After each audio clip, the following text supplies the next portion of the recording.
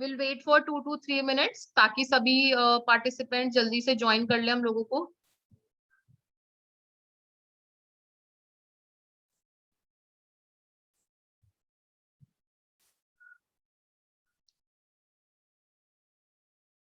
Just 2 minutes more. तब तक आप लोग ये डायग्राम्स अगर किसी ने नहीं बनाया है तो बना ले।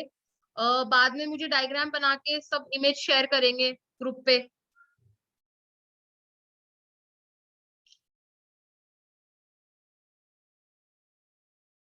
चले, अब काफी हमारे पास पार्टिसिपेंट्स आ गए हैं, वी मूविंग फर्दर। ठीक है, ओके। एकदम फिर से जल्दी से रिवाइज कर लेते हैं। हम लोग इंपॉर्टेंस ऑफ ओबी पढ़ रहे थे। हमने एक एक पॉइंट डिस्कस करा कि क्या इंपॉर्टेंस है ऑर्गेनाइजेशनल बिहेवियर की किसी भी कंपनी में। ऑडिबल हूं ना मैं?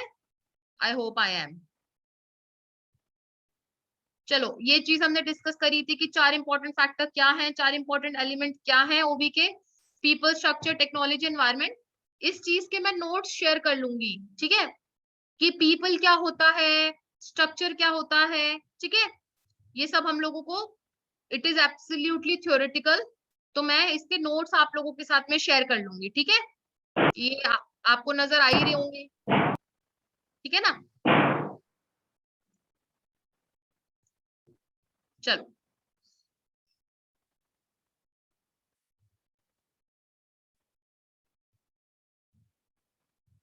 ओके।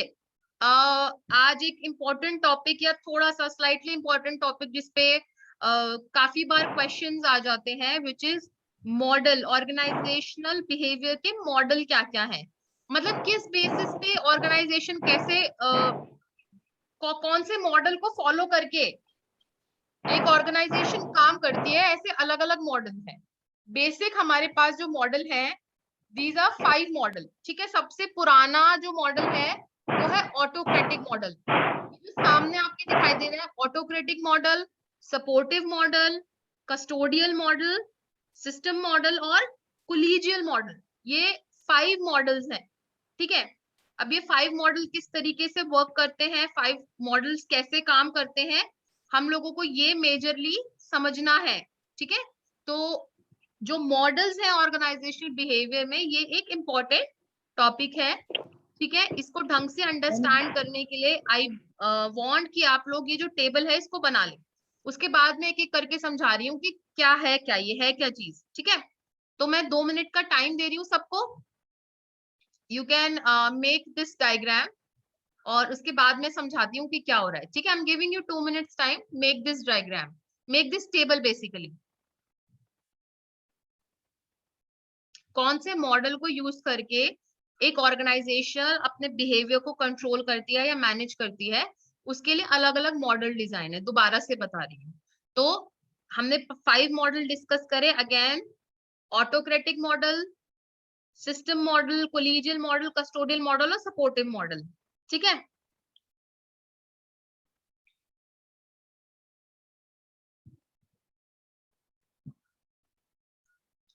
कोई बना रहा है यस मैम। तो बना लो, यस जल्दी से मैम। बना लो, बना लो, बना लो। Okay ma'am.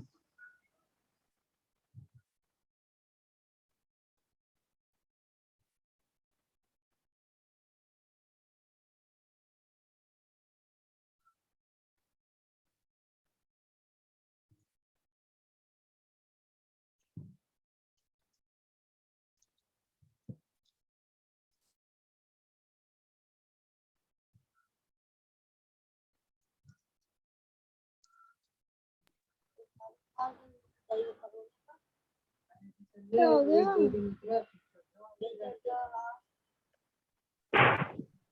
स्क्रीनशॉट ले लो सब।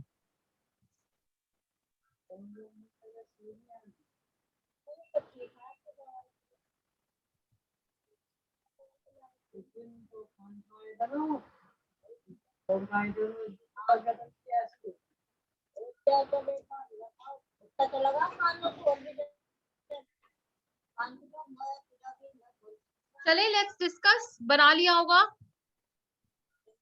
Yes ma'am.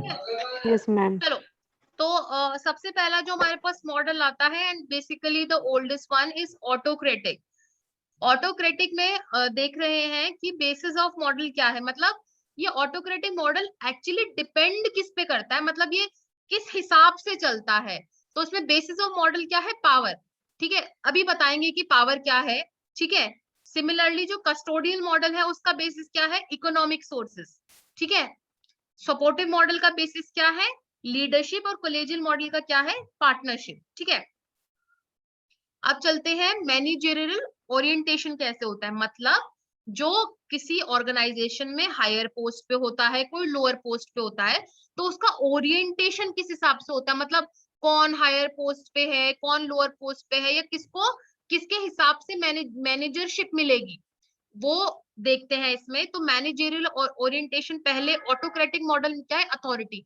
देखो ऑटोक्रेटिक मैं सबसे पहले बता देती हूँ, ऑटोक्रेटिक मॉडल मतलब कैसा होता है कि मालिक बैठा है, एक लाला बैठा है, कंपनी का मालिक बैठा है, वो लाला है, उसके पास ही पावर है, वो ही सारे डिसीजन ले सकता है, उसी के पास सारी ताकत है ना। मेरी कंपनी है, मैं मालिक हूँ, मेरे हिसाब से सब काम करेंगे, ये होता है ऑटोक्रेटिक मॉडल। तो अगर तुम धीरे धीरे करके इसके सारे सेक्शन पढ़ोगे, ऑटोक्रेटिक डिस्कस कर रहे हैं सबसे पहले, तो इसमें बेसिस ऑफ मॉडल क्या है, पावर। पावर मतलब जो मालिक वही राजा, उसकी कंपनी, वो राज करेगा।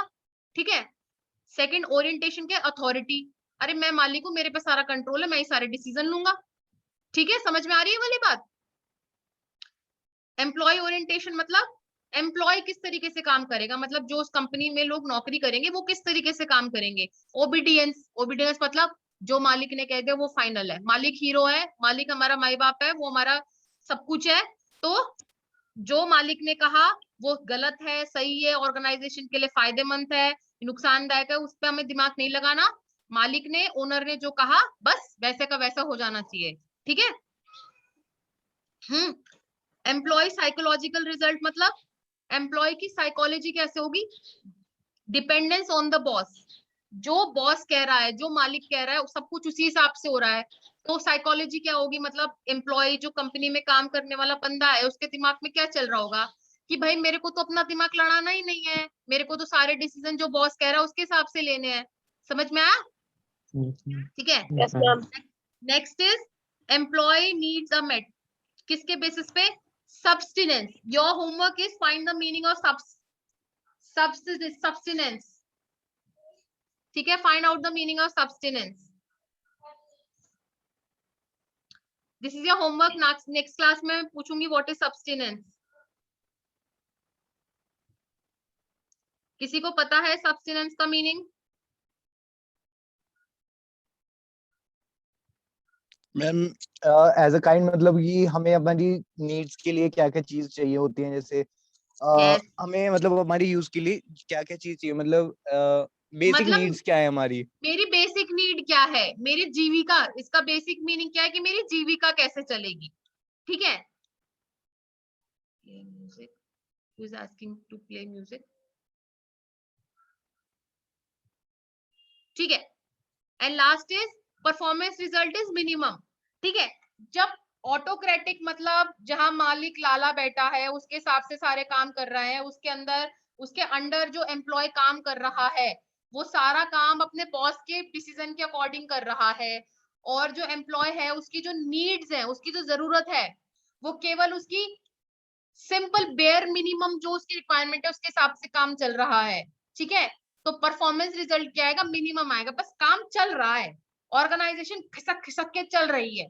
ठीक है, तो ऐसा मॉडल ऑर्गेनाइजेशन बिहेवियर में कौन सा मॉडल कहा जाता है, ऑटोक्रेटिक मॉडल कहा जाता है। समझ में आया, इजी, कोई दिक्कत तो नहीं ऑटोक्रेटिक मॉडल में।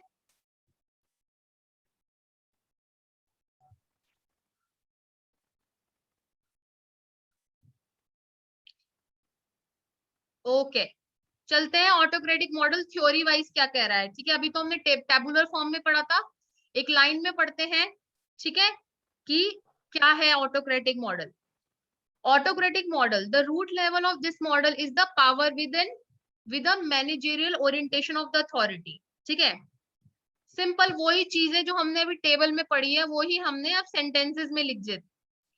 ओबीडियंस का मतलब जैसे जो बात मानता है, ओबीडियंट वो होता है जो जिसने जो बात कही वो बात माने, मतलब अगर मैं आपसे कोई बात कह रही हूँ और आप अगर वो मेरी बात फॉलो कर रहे हैं देन यू आर ओबीडियंट। अपने पेरेंट्स की बात मानने वाला बच्चा ओबीडियंट होता है, अपने बड़ों की बात मानने वाला बच्चा ओबीडियंट होता है।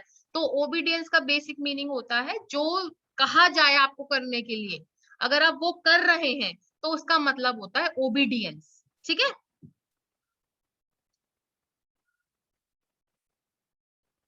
चलो दोबारा से पढ़ रहे हैं। ऑटोक्रेटिक मॉडल में क्या लिखा है? The employees in this model are oriented towards obedience and discipline. जो मालिक ने कहा वो मानना है, जो कहा उसी हिसाब से काम करना है ना।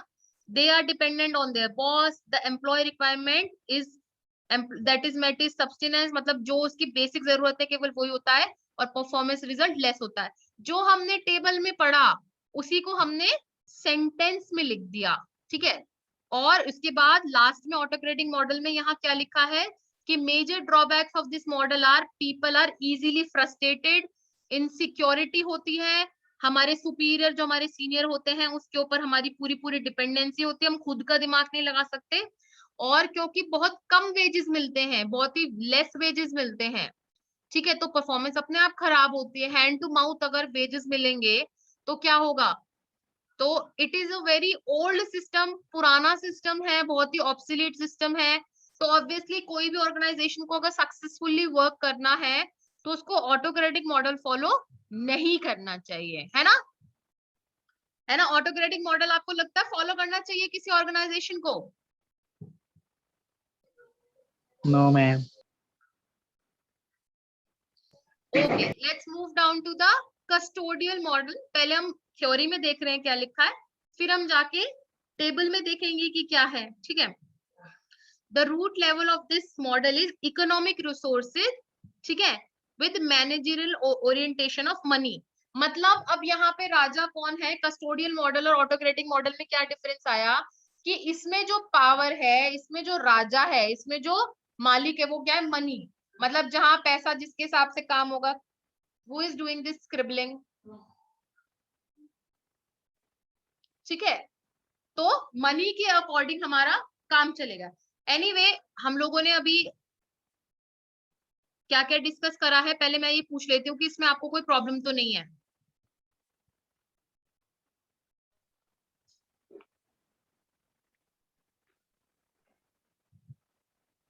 कोई प्रॉब्लम नहीं है ना? मैम ये ऑटोक्रेटिक मॉडल होता है, इसमें कौन कौन सी पोस्ट आती हैं, मतलब एम्प्लॉयज और अथॉरिटी के बीच में? इसमें कोई पोस्ट नहीं आती है, ये एक नॉर्मल मॉडल है जिसके हिसाब से एक संस्था बनी हुई है। ठीक है, मैं अगर तुम्हें एक छोटा सा एग्जांपल दूं, मान लो मैंने आज एक बिजनेस ओपन करा है, ऐसे समझो कि मैंने आज एक बिजनेस ओपन करा है, उस बिजनेस की मैं मालिक हूँ, मैं ओनर हूँ उस बिजनेस की। तो ऑटोक्रेटिक मॉडल के हिसाब से क्या होगा कि मैं मालिक हूँ और मान लिया मेरे अंदर 50 लोग काम कर रहे हैं। ठीक है, उन 50 लोग में से 15 लोग मेरे बिल्कुल मैनेजर पोस्ट पे बैठे हैं, और उसके नीचे बाकी के जो लोग हैं वो नॉर्मल लोग हैं, वो लोअर पोस्ट के लोग हैं, है ना, वो वर्कर्स हैं। ठीक है, वो मेहनती लोग हैं, वर्कर्स हैं। तो अगर ऑटोक्रेटिक मॉडल के हिसाब से मैंने अपना बिजनेस बनाया है, तो मैंने जो कहा, जो मालिक ने कहा, सब कुछ उसी हिसाब से होगा। मालिक मैनेजर को बोलेगा, मैनेजर अपने नीचे वाले लोगों को बोलेगा, और उसके हिसाब से काम चलेगा। तो ये मॉडल किसी कंपनी में अप्लाई नहीं होता है, ये हम इस मॉडल से कंपनी डिजाइन करते हैं। ठीक है, तो ऑटोक्रेटिक मॉडल मतलब जो मालिक होगा किसी ऑर्गेनाइजेशन में वो रूल करेगा, है ना। तो मैनेजर अपना दिमाग नहीं लगा पाएगा, मैनेजर से नीचे वाले लोग अपना दिमाग नहीं लगा पाएंगे। ठीक है, तो ये ऑटोक्रेटिक जो वर्ड होता है ना, ऑटोक्रेटिक, उसका मतलब ये ही होता है कि जो बॉस होता है ना वो किंग होता है। जहां पे भी वर्ड ऑटोक्रेटिक होगा ना, वहां पे एक मोनोपोली चल रही होगी। मोनोपोली का मतलब होता है, सॉरी इट इज, हाँ इट इज मोनोपोली, यस। कोई बताएगा मुझे मोनोपोली का मतलब क्या होता है?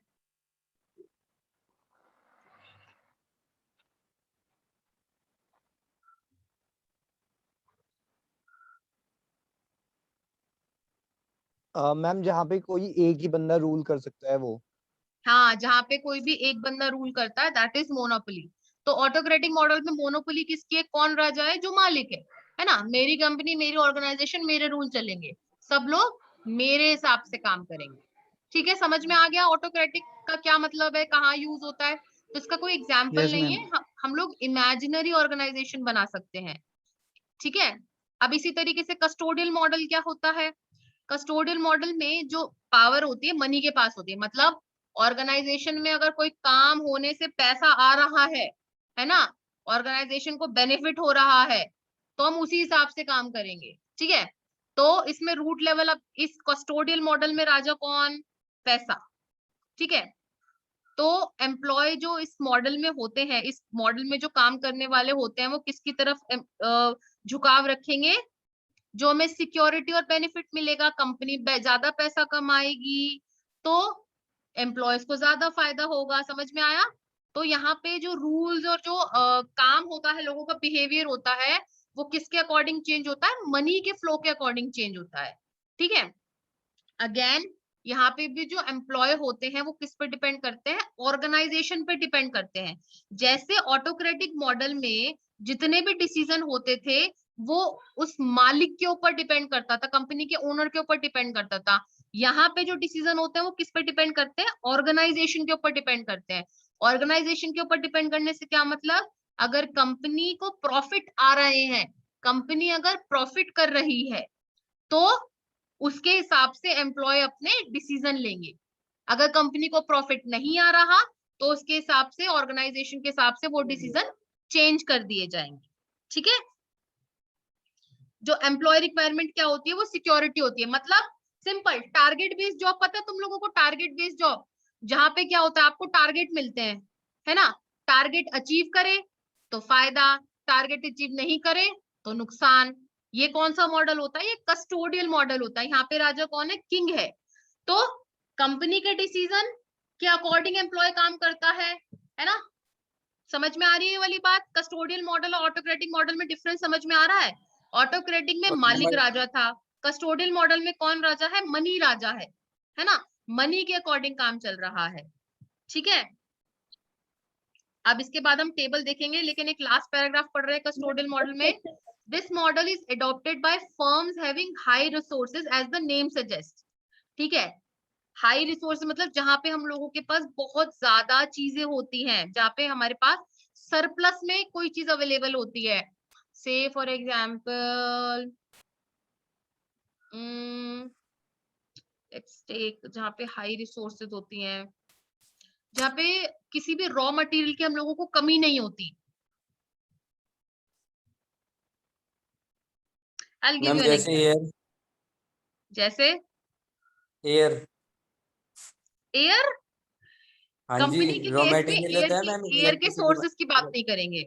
से फॉर एग्जांपल बहुत सारी एलोवेरा है, तो अगर मेरी ऑर्गेनाइजेशन एलोवेरा जेल बनाने के प्रोडक्ट्स यूज करती है, तो मेरे पास एलोवेरा की सरप्लस अमाउंट है ना, एलोवेरा की कमी नहीं होती है, बहुत सारा होता है, ठीक है। तो मैम एयर ऐसे में क्या एयर की होता नहीं है? हो सकता। This this resource is very high in nature, बहुत सारा है हमारे पास में, ठीक है। तो ये ऐसी जिनके पास रिसोर्सेज की कोई कमी नहीं होती, ऐसे कंपनीज में और ऐसे ऑर्गेनाइजेशन में यूज होता है, ठीक है। It is dependent on economic resources obviously.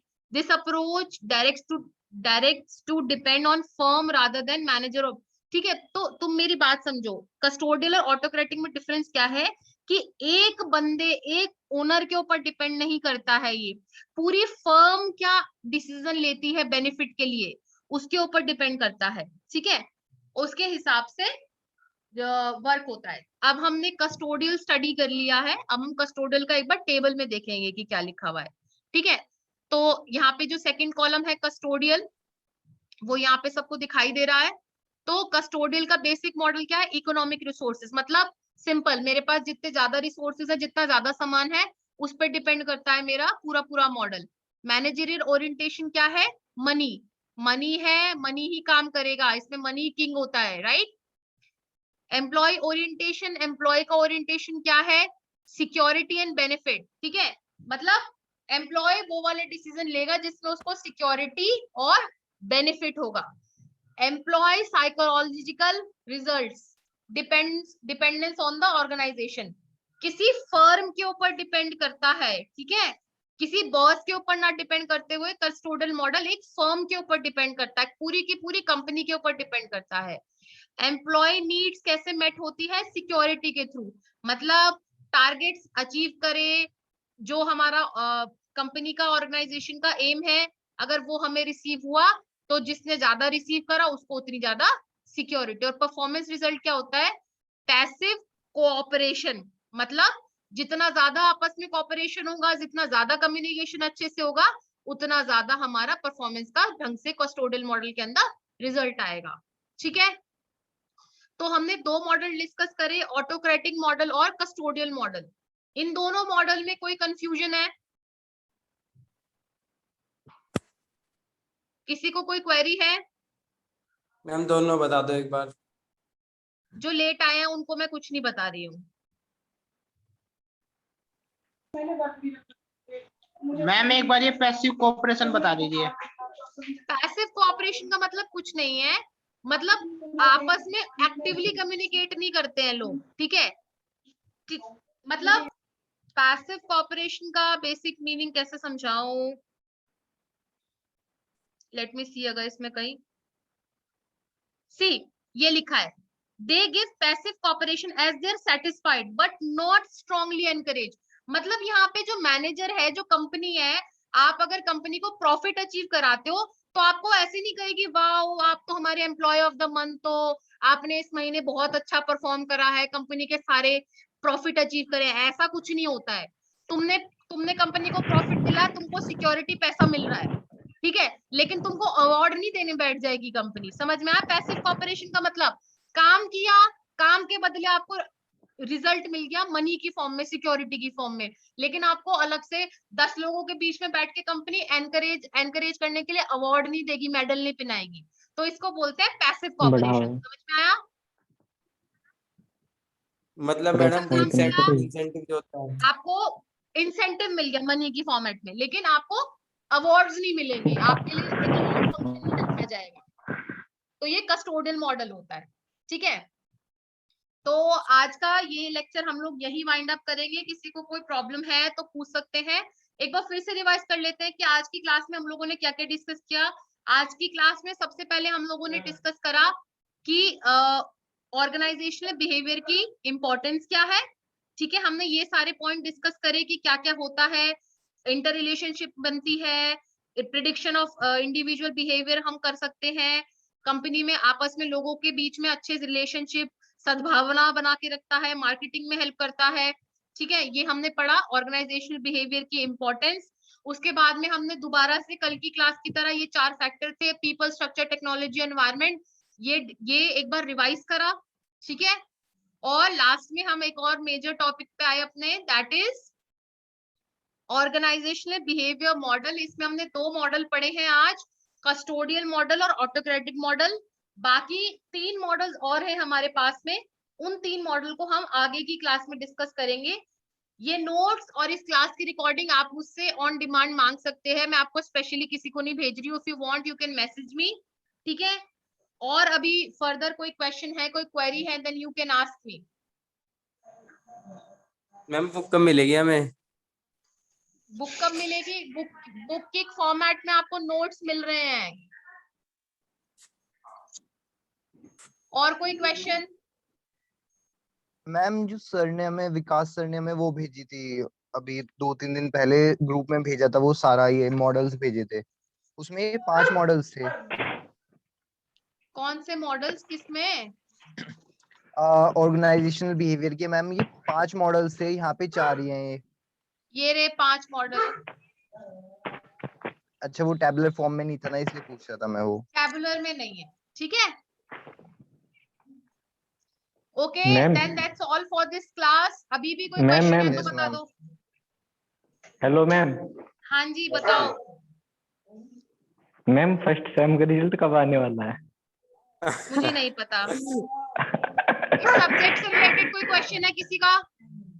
No ma'am. No ma'am. No, ma'am. Okay, then that's all for today's class. See you in the next class. ठीक है, okay ma'am, thank you ma'am. Okay, ma'am. Present तो ले लो ma'am. 55% है about के सबके first sem में। एक बार मैं अटेंडेंस ले रही हूँ।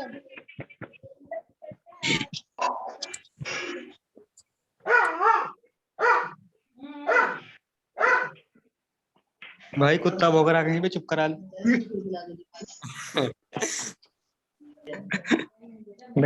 अगेन ये तो ही फर्स्ट जाएगा। सेशन अंडर रिकॉर्डिंग है। मैम ये क्लास में भी चलेगा क्या 2 महीने बाद?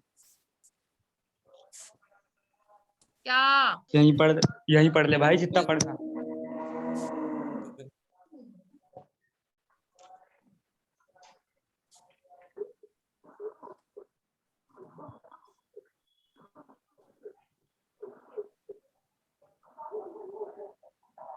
विवेक विवेक कहाँ बैठा? है?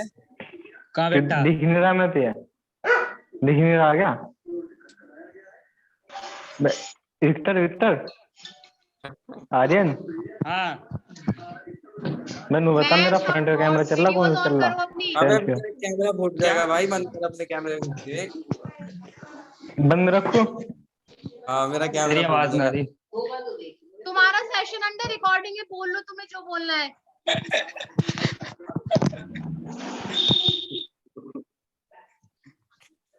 ये कुणाल मेरी जान।